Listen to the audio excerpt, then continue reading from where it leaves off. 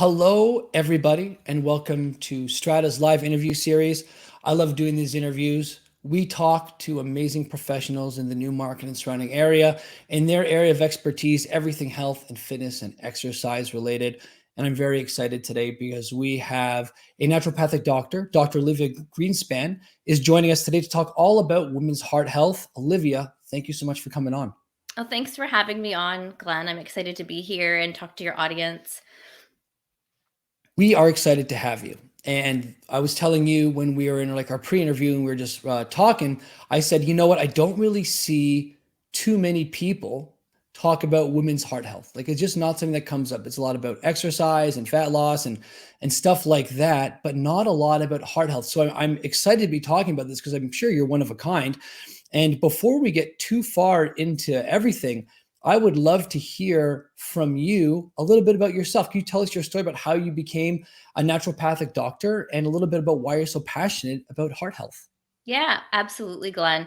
So I've always been interested in healthcare. And so my first career is as a registered nurse, and I still work as a registered nurse. And I've always worked in cardiovascular nursing. So I think it's been like 17 years now in cardiac care, and started in cardiology and then worked in critical care. And when I was working in cardiac critical care, that's when I started getting a little bit more like frustrated, because people wanted more and they needed more information to prevent the disease in the first place. And we know that the majority of heart disease and heart attacks are actually preventable. And so my patients that I'd be discharging, they'd be handed scripts, prescriptions, and they would always say, like, of course they know they need to take it, but what else can they do to prevent this in the first place? And so I started to dig a little deeper and just kind of educated myself more on heart disease and specifically with women. And I decided to take another route and become a naturopathic doctor. So I'm kind of on both sides. I'm on the preventative side, and I actually treat patients with and work with patients with heart disease. So that's sort of my story. And then the more that, I got into it and worked as a naturopathic doctor, I didn't originally focus on heart disease in women, but it was always something that I was interested in and learn more about, and realize that most women don't realize their risk. And a lot of women believe that, it's not until menopause that they need to worry about their heart. Mm. And a lot of women fear breast cancer more than heart disease, which is absolutely important. Absolutely. But heart disease kills more women than breast cancer does. So I did just start this snowball effect where I just started talking about it more and just wanted to really educate women and understand women have unique risks different than men. And so that's sort of my journey, and how I got here. And so now my focus is more on women and heart disease and preventing it and educating. That's beautiful. And I appreciate you sharing all that with us. I do really find that people who are working in areas of their career in something they're very passionate about tend to be able to help way more people, and they connect well with more people. And so I'm glad that there's someone like you in Women's Corner to help them with heart disease. And so I think maybe before we get to too much into the nitty gritty, if you don't mind, educating us and telling us a little bit about like what is heart disease, because I think it means a lot of different things to a lot of different people.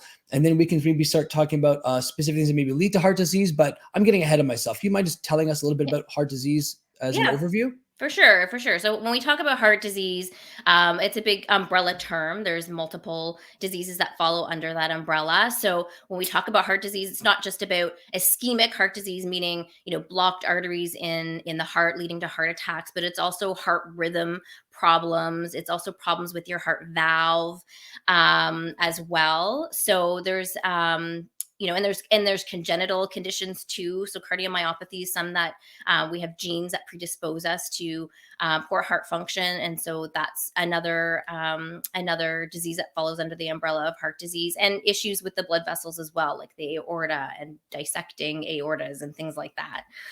So there's a lot of scary stuff, but a lot of it we can prevent.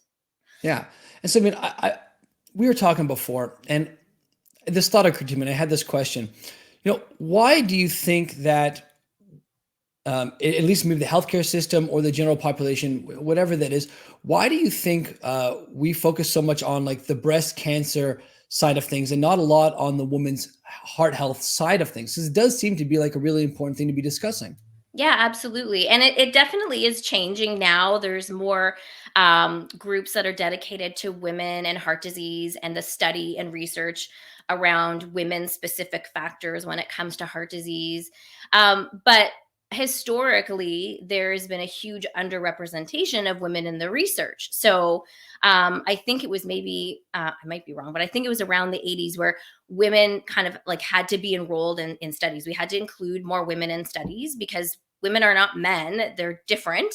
And so all the testing, the drugs, the medications that people are given, like a lot of the research is focused more around men. And when we think about women, we often think more about, it's sort of like bikini medicine. So it's like the breast cancer and endometriosis and issues with the reproductive organs and fertility issues. And that's sort of what we think about when we're talking about like women specific issues and what we need to pay attention to. Um, so it's sort of this consciousness that heart disease is a man's disease, because that's what we studied historically. And now we're becoming more aware that it's not the case, and that younger and younger women are actually getting heart disease or having heart attacks. It's not women, and even men in their like 70s and 80s. We're seeing it younger and younger. Yeah, and it is wild being in a country as wonderful as Canada, where we do have access to a lot of amenities. If you look at the global scale, lots of wealth in our country, and yet it does seem like a lot of these diseases, like cardiovascular disease, do seem to be becoming more and more prevalent, and more people seem to be becoming more and more sick and ill from them. Yeah. I mean, it's blowing my mind, and like I love what you said Yep. about the whole research, because understanding how we got to where we are really does actually, I think, not paint the light, shed the light and show the light in terms of the areas we need to be working on. Because you're absolutely right. Majority of research until like recently has been on men. It's always like university men or college men or men. And like, Yeah. it's important that more women are involved in this research. So I'm glad that you brought that up and sharing that with people. Yeah, yeah. And I mean, part of that is, we can't, women of reproductive age that, are going to have babies, we can't start giving them all kinds of drugs. So that's always a challenge to studying women as well. So, and just the accessibility piece and awareness. Like if people and women aren't aware that heart disease is a thing for them, then they're not going to enroll in studies and they're not going to be paying attention to those sorts of things. But it is really, really important. But it's changing, which is good. Which That's is really good. fantastic. Yeah. Yeah, and it really is a case of like, if you don't know, you don't know. It's in your blind spot until someone points it out. That's why I'm glad we have people like you using your voice to tell people what's going on here. And that kind of actually brings me to my next question here is, when we think about women's risk factors and what puts them at risk for heart disease, how might that be different from men? So, one of the big things that I preach about a lot is in pregnancy, women can develop conditions like gestational diabetes, hypertension, preeclampsia, when their blood pressure is elevated. And these conditions, even though things might normalize after pregnancy, after the delivery of their baby, it still predisposes them to heart disease later on down the line. They're at a significant more risk than their counterpart that doesn't have those conditions in pregnancy. And I think the follow up and the education for these women is lacking. I think it might be there in the beginning, and then women aren't, like, it's just not talked about on their follow-ups to make sure that, okay, you've had this in pregnancy, we want to make sure, are you exercising, are you like, how's your diet, stress, like all those factors. We're not, I don't think we're keeping up with that very well. And a lot of women, after they give birth, they're not worried so much about themselves. They're so consumed with their new child now. So that's always the priority, is of course their new baby. So they're putting themselves on the back burner, maybe not paying this close attention or getting the support and education that they actually need. They don't, right? Like if you don't know, you don't know. So that's a big factor for women. And heart disease shows up a little differently in women as well. So we're seeing, like I've seen in my practice as a nurse, women come in with chest pain and they go for their angiogram, which is the gold standard to diagnose plaque in the arteries. And their arteries are completely fine, but in fact, it's the very small, tinier microvasculature in the heart that can be diseased more often in women than men. And so it's kind of confusing to women because they're told, "Oh, your arteries are fine," but it might be the behavior of those smaller vessels, which is more often in women than it is with men as well. And with women, autoimmune diseases put women at risk and men at risk for heart disease. And so anybody that has an autoimmune disease should also be thinking about what they could be doing to protect their heart as well. So those are some of the big things I think when it comes to sort of some differences with women and men. Mhm. And so I'm curious, I'm always fascinated as to like the why does this happen? And I Mhm. apologize if you said it and maybe I missed it. Do we know why pregnancy seems to put women at a greater risk for heart disease later on? Well, it's sort of unmasks a predisposition. So they're Okay. already predisposed, maybe genetically. There's a lot of things going on with blood flow and the vasculature. So it just sort of unmasks. It's kind of like a stress test for the heart because we have increase in blood volume and all these hormonal changes, and so that sort of unmasks their predisposition to having some of these conditions. And one of the things I didn't touch on too with women and heart disease and why it might show up too with women, is the estrogen component as well. So that's why women are often, not worrying about it till menopause when their estrogen declines. But estrogen has a huge role in cardiovascular health, in maintaining healthy blood pressure and blood sugar, maintaining healthy weight. It helps, protect the artery, artery lining, so it behaves properly. So estrogen plays a huge role in cardiovascular health as well. It sounds like hormone health in general Mhm. seems to have like a Yeah. tremendous impact on cardiovascular disease. And given that, my limited knowledge, I mean, correct me if I'm wrong, I know men have greater testosterone Yeah. exponentially than women, and likewise, women have exponentially more estrogen than men. It sounds like that hormonal health actually plays a tremendous role in how I imagine women feel in the day to day, but also how Yeah. it's going to affect their cardiovascular health. Yeah, absolutely. It does. The hormone piece is important. And like you said, it affects how we feel Mhm. day to day, which is really important because if we feel like crap all the time because our hormones are out of whack or we're going through some changes and we're not getting the support we need, then it's going to be harder to do the things that we need to do to take care of ourselves. We're going to be less likely to exercise or move. We're going to be less likely to make the right choices about our diet. We're not going to be engaging in healthy relationships. That might be a challenge, which is super important for heart health as well. Like there's so many factors involved. It's quite Yeah. complex.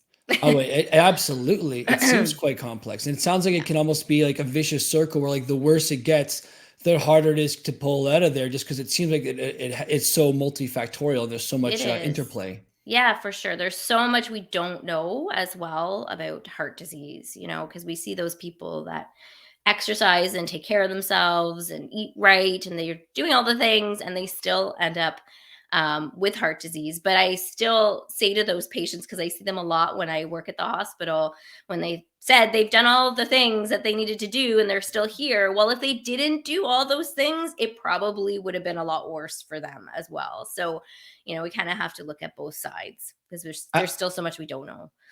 Abs, 100% understand where you're coming from. It's interesting. It's one of those things where I think, especially as people get older, men and women alike, being able to maintain your current level and not just decline, which I know a lot of people go through, is a Mhm. huge part of health. And I can imagine it plays a role in cardiovascular health as well. Yep, for sure.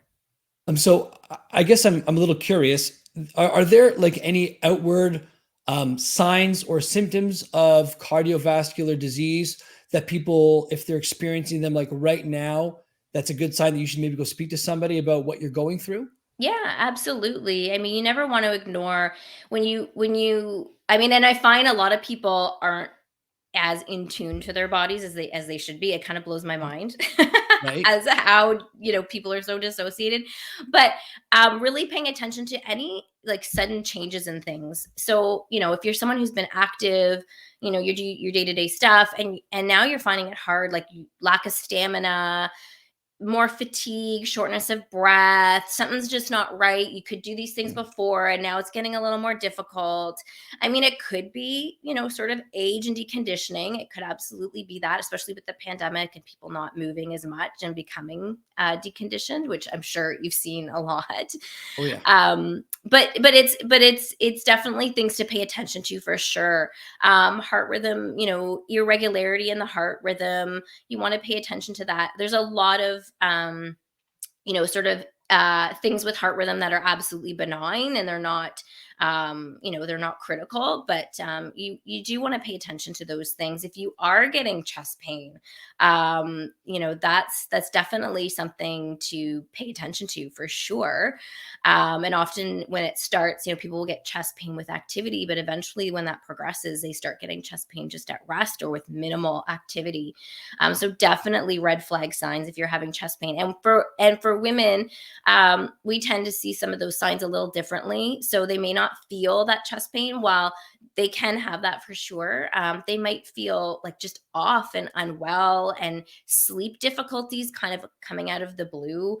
The palpitations, indigestion, some back pain. Like, it might be a little bit more vague in women, and that's why a lot of women can be missed when they present to the emergency department with some of these kind of atypical signs, because Mm.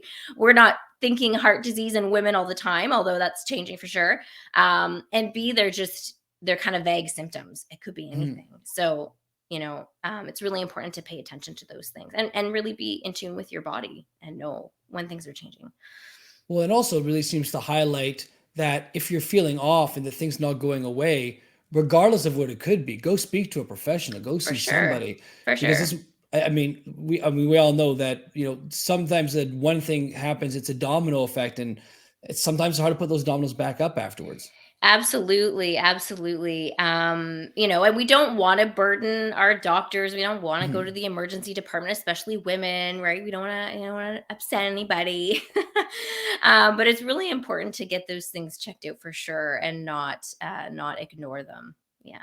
Absolutely. And like, I get what you're saying. Like, I personally have a people pleasing side to myself where I feel like I don't want to upset people or frustrate people, and just be easier if I didn't bother somebody with whatever Yeah. I'm going through. Yeah. But that could also be the difference. Like, it seems like, at least what I'm hearing, between like feeling really good and living a life that you love with a happy, healthy heart, and then having to deal with some lifelong repercussions if you don't get ahead of this thing. Yeah, for sure. And I find too, people aren't checking in with their doctors. They're sort of sitting back and letting their doctors call them for appointments. And again, with the pandemic, that follow up has been really difficult. And so, people are showing up and now their cholesterol is really high and they have high blood pressure and they're starting on new medications, or their blood sugar is now out of whack and they now have diabetes. And, they always blame it like, I was fine until I went to see my doctor. Well, Hmm. you can Were catch you? these things early. Yeah. Were you fine? Were you? Yeah, Um, yeah, yeah. I get what you're saying. 100% on the same page here. And I suppose that kind of leads me to the big question, is like, what are the things that women can do to stay ahead of this thing? How do we start managing this before it becomes a problem? What do we do? Yeah. There's a lot of things we can do, and it really isn't rocket science. And we know that the majority of heart attacks are related to lifestyle factors.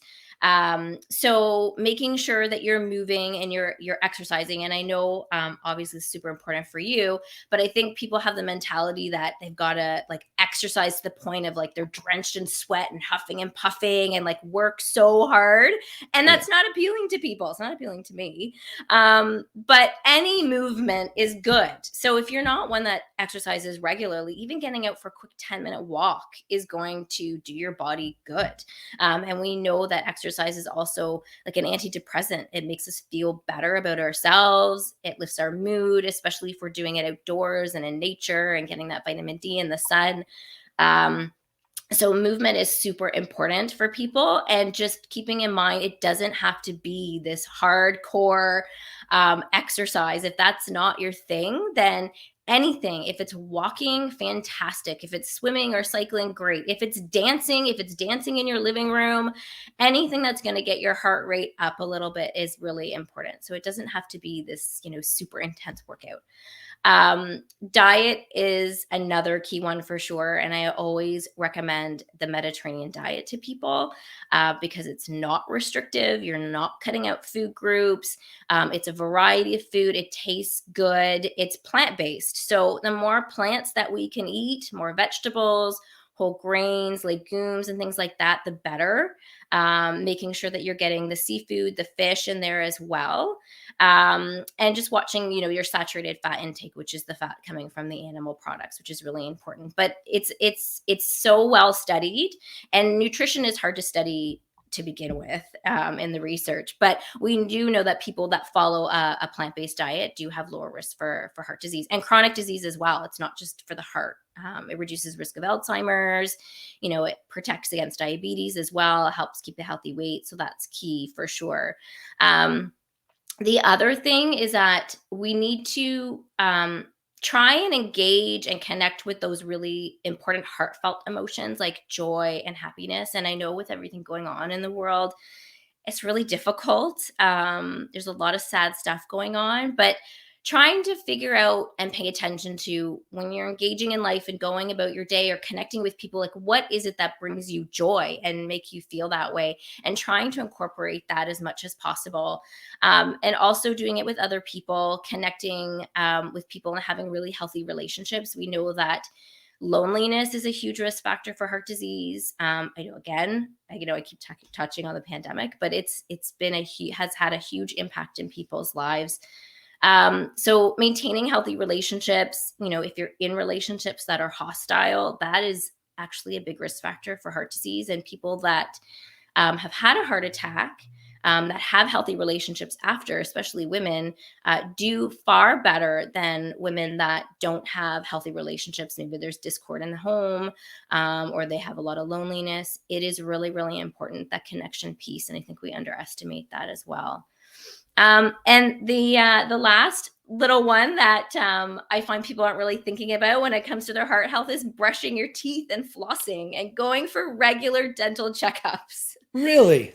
Absolutely. So there is a correlation between your risk for heart disease and other diseases, and people who have like really bad gum disease, periodontitis and whatnot. So it's really, really important not to skip your dental checkups and make sure that you're flossing every day and you're brushing your teeth. I am really happy that I have never had a cavity the Good most for of my you. entire life at this point. I'm sure it's purely genetic. Some people This, have better teeth. Yeah. Some people are prone to cavities. Yeah. yeah, at this point, I'm pretty sure it's genetic. This is fantastic. I'm gonna tell you something, and I love that this is the way the research is starting to go, or at least I'm starting to see more and more practitioners talk about this, which is that like your intuitions with your emotion and managing that stress in your life and like feeling good. I Yeah. think back when, and you just said, I would love to hear your opinion on this. It seems like when we were studying men before, it was all like very, logic, science, like living and dying by essentially those studies. And I feel like once we started seeing more well-rounded research, when we started seeing more women, and I'm going to use the term very like blanketly, like feminine energy coming to more of the research world, we became as a society more aware of how this stuff impacts the way we feel and move. So the fact that you didn't just talk about like health and exercise and nutrition, but also like, hey, how are you managing your stress? How are you managing your relationships? How do you feel in your day to day? All that kind of stuff, your connection to the world and people. I think it's amazing. I'm so happy you talked about it. Yeah, it is. It's really, really important, and I know it can be very difficult for people, but it is so important to connect with that piece and manage the stress. And if we can connect with those emotions, and we know ourselves well, that we know what is it that fills us up, and do more of that. I mean, people would feel so much better. I mean, it's easier said than done for sure, but yeah, it's just as important as anything. For sure. Yeah, I think you'd see a huge decrease in like all cause mortality if people were doing that. Yeah, for sure, absolutely. So before I get into some fun rapid fire questions, is there anything else you'd like to tell us about women and heart disease that maybe we haven't gotten to? I think we've covered all the major points. I feel like women need to advocate for themselves knowing this information. So, the information here is really important to share with, your family members, your friends, and talk to your healthcare provider about, what is your risk. So really knowing, like, did you have those conditions in pregnancy, and what should you be doing? Do you have an autoimmune disease, and we need to talk about our heart health? It's really, really important that we continue the conversation, so we can reduce the burden of it, because it is huge for women. But I think we've touched on the main things. Absolutely. Women who are listening and men who have women in their lives that they love, which I hope is everybody, this is a really important thing. This is something, as Dr. Greenspan has showed us, that this is affecting you. This is going to be the number one cause of death in Canada, at least from what I understand. So, like, this is something that if you're not thinking about, please start thinking about. And if you are experiencing anything Dr. Greenspan's talked about today, please go see somebody about it. We want to keep everyone on this planet happy and as healthy as we can. Dr. Greenspan, can I ask you some fun rapid fire questions? Is that okay with Oh you? boy.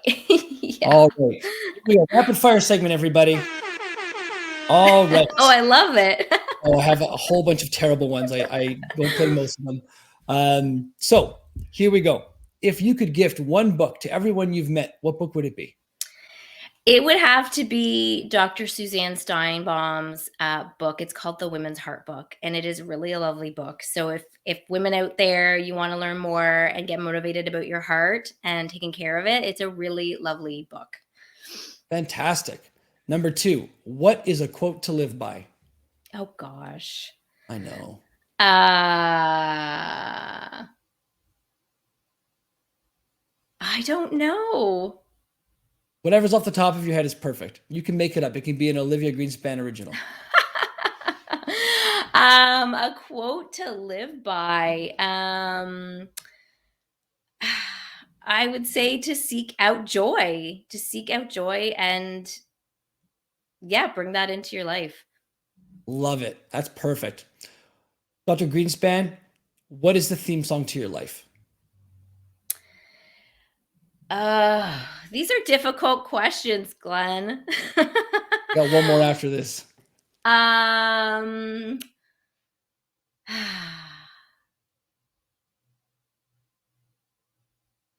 I don't know. I'm gonna have to pass on that one. Okay. Can you tell me your favorite song right now then? My Anything off the top favorite of your— song. Yeah, first one that comes to You your know mind. what? I'm really bad with song names, but I can tell you I'm on a Fleetwood Mac kick right now. So anything by Fleetwood Mac.